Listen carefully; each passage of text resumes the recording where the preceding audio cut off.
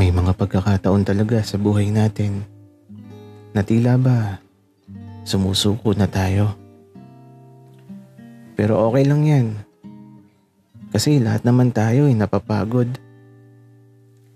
At kung ano man yung bigat na pinapasan mo, baka kailangan mong bitiwan upang makaalis ka sa sitwasyong nagpapahirap sa buhay mo.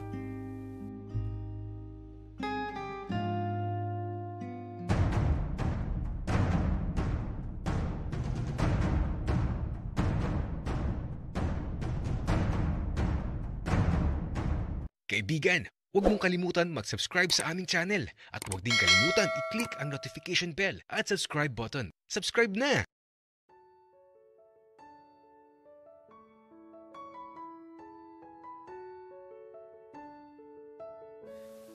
Panibagong araw na naman. Maaga pa lang nagising na ako.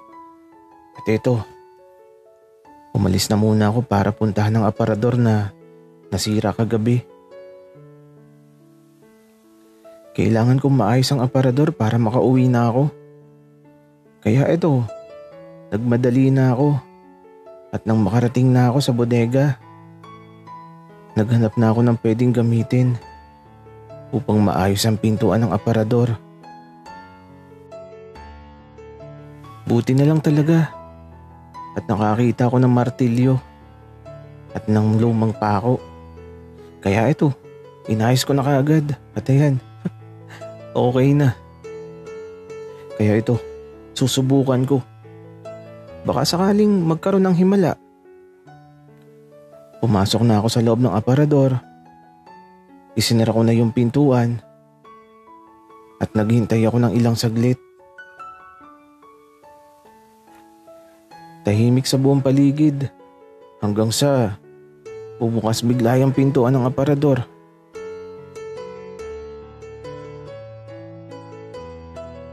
Sabi na nga ba't andito ka? Tara na, kumain. At saka bakit pa nagtatago ka sa aparador? Alam mo Eman, kapag naglaro tayo ng tago-taguan, madali lang kitang mahahanap. Kasi alam ko na kaagad kung saan ka magtatago. Donnie, ano kasi, ang sarap lang sa pakiramdam na nasa loob ng aparador. Eman, alam mo, kakaiba yung mga trip mo. Pero ayos Naikabit mo na ulit yung pintuan? Oo Pero Donnie, ano palang pagkain natin sa bahay? Dilis, itlog at talong. Kumakain ka ba nun, Eman? Oo naman, Donnie. Di naman ako anak mayaman para mag-inarte. Okay.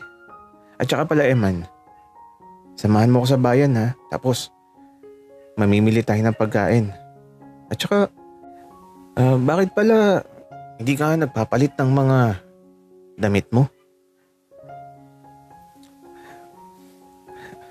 Kasi nawala yung bag ko, Donnie. Habang papunta ko dito, kaya ito lang yung damit ko. Ganun ba, Eman? Di, ibibili na lang kita ng mga damit. O siya, bilisan na natin para makakain na tayo. At para makapunta na tayo sa bayan tapos bumili tayo ng mga damit mo. Hindi ko alam kung anong sasabihin at gagawin ko. Pero may naalala ko sa sinabi ng matandang manghuhula. Baka sa kabilugan ng buwan pa ako makauwi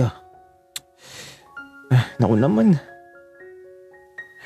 Paano na to? Pero mukha namang mabait si Donnie. Baka manatili na lang muna ako dito hanggang sa sumapit ang kabilugan ng buwan.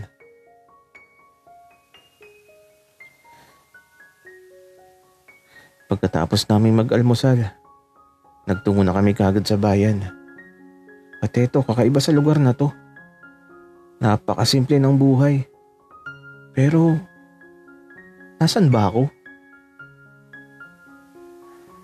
Ayoko namang magtanong. Baka kasi tanungin din ako ni Donnie. Baka magduda siya. Kaya tahimik lang ako habang namamalengke kami.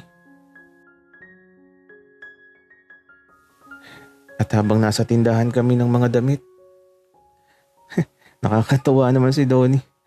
Para siyang si Papa na kapag nakakakita ng magandang damit eto, ipinapasukat sa akin. Tapos, sasabihin niya kung bagay o hindi. At sa tindahan ng damit na to, nagulat ako sa isang matanda na humawak sa kamay ko. At pagtingin ko sa kanya, parang medyo kinilabutan ako. Parang biglang bumagal ang oras.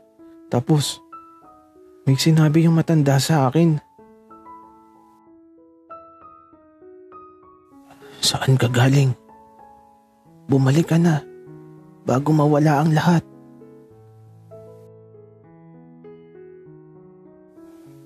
Ano pong mawawala, Manong? Ang lahat. Iho. At eto, nagising ako bigla nang may humawak sa balikat ko. Eman, okay ka lang? Oo, Donnie. Okay lang ako. Pagbalik ng tingin ko sa matanda, wala na siya. At kahit saan ako lumingon, hindi ko na siya makita. Naguguluhan tuloy ako. Bakit kailangan may mawala? Ano yun? At saka, hindi naman ako mananatili dito. Hindi naman ako magtatagal. Uuwi din ako. Man, tara na. Madami na to. Binayaran ko na. Ililista ko na lang tapos kakaltasin ko sa sweldo mo.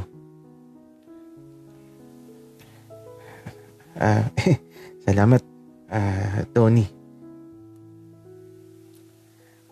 Teka nga. Selfie nga tayo, Eman.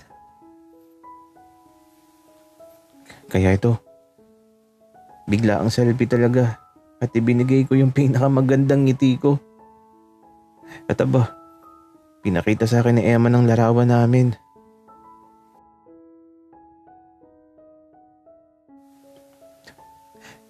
Eman, ang cute mo oh. Ngiting tagumpay ka. Wika ni Donnie habang pinagmamasdan namin ang larawan. Mukha akong alalay ni Donnie. Sobrang pogi niya kasi tapos kutis mayaman pa. At eto, nagtungo kami sa isang computer shop.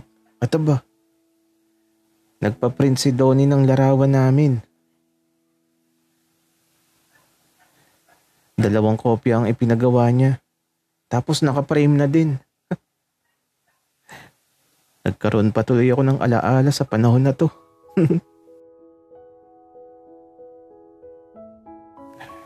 Man, sa itong isa. Iuwi mo sa bahay niyo yan ha. At itong isa, ilalagay ko sa silid ko. Ang sweet naman, Donnie. Ano tayo, magkarelasyon? Wala lang, Eman. Ang cute kasi. At saka, para maalala mo palagi na ako yung boss mo na mabait. Talaga ba, Donnie? Mabait ka. May mga bakas pa nga ng pasa sa mukha mo. At eto, ngumiti lang si Donnie. Tapos, umakbay siya sa balikat ko. Habang naglalakad kami dito sa bayan. Alam mo, Eman, medyo masungit ka pala. Alo, paano mo nasabi, Donnie? Man, masungit at suplado ka. Kasi lagi kang umiiwas sa akin. Tapos ako yung laging naghahanap sa'yo. Tapos, para bang lagi kang may malalim na iniisip? Di mo nga ako pinapansin. Kasi, lagi kang nasa kakahuyan. Alo, bakit ganito si Donnie? Di naman ako masungit at di naman ako suplado eh.